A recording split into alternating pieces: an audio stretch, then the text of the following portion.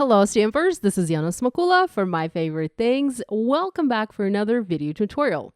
In this video, I'm creating a birthday card using the My Favorite Things Presents and Pupcakes stamp set. Let's jump right in. I planned this card design before starting to film my video, and I did that by laying the stamps I wanted to use on my work surface and grouping them how I liked. It is similar to creating a sketch for your card, but instead of using a pen and a piece of paper, you're using actual products. With the design in mind and with the images selected, I moved on to stamping.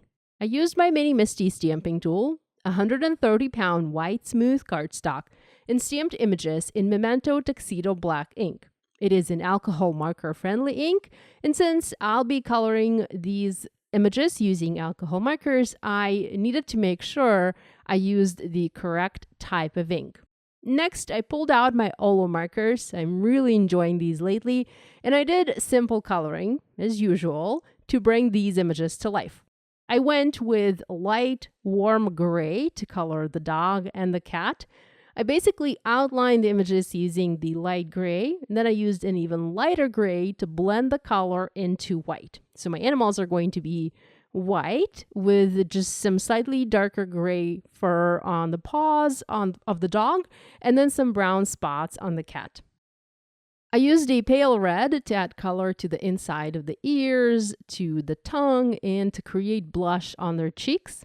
And then a darker red was used for the inside of the mouth, and a very dark gray was used to color the nose.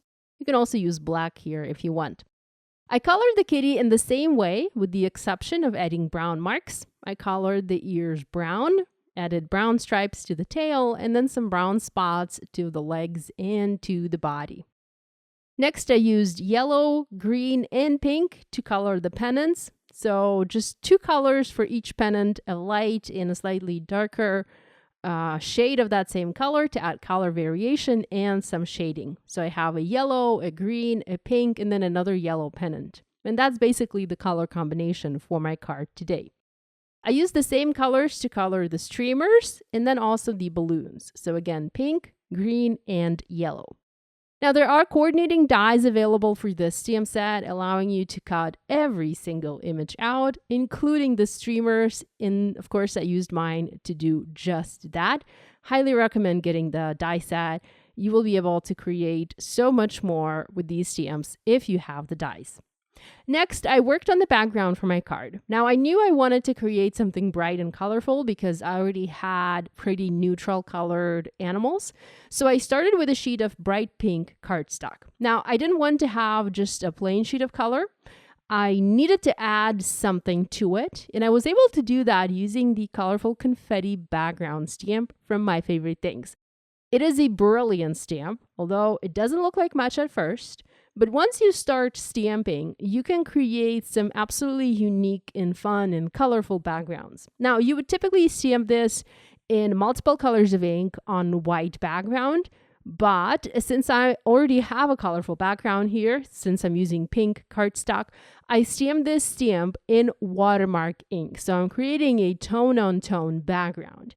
I stamped it 4 times, rotating my paper after each impression, and I just basically filled it with lots of different dots or confetti. It is so very easy, and the result is just brilliant. Here's a closer look at this background. I really love all of that faux texture, and I can't wait to stamp this same design, the same stamp, in multiple colors of ink on white background. I have seen some really amazing examples on Instagram.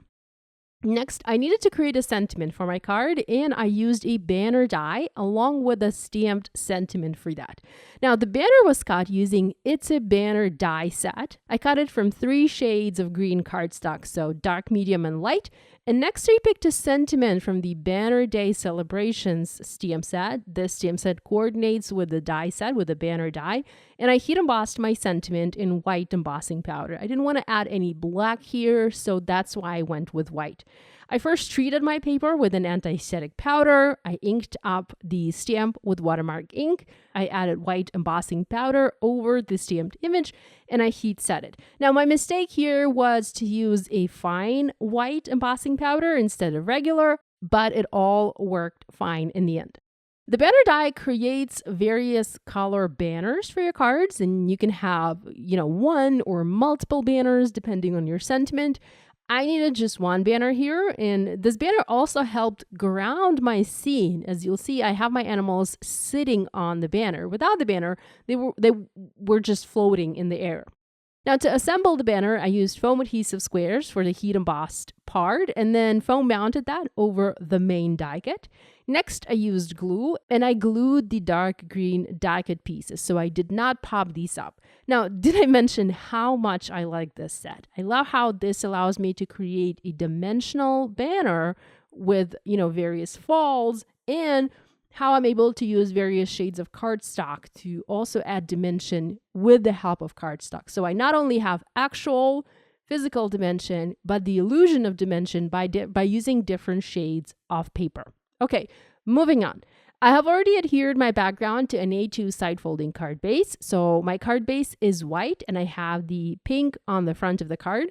Next, I foam mounted my sentiment banner in the center, somewhat closer to the bottom 1/3.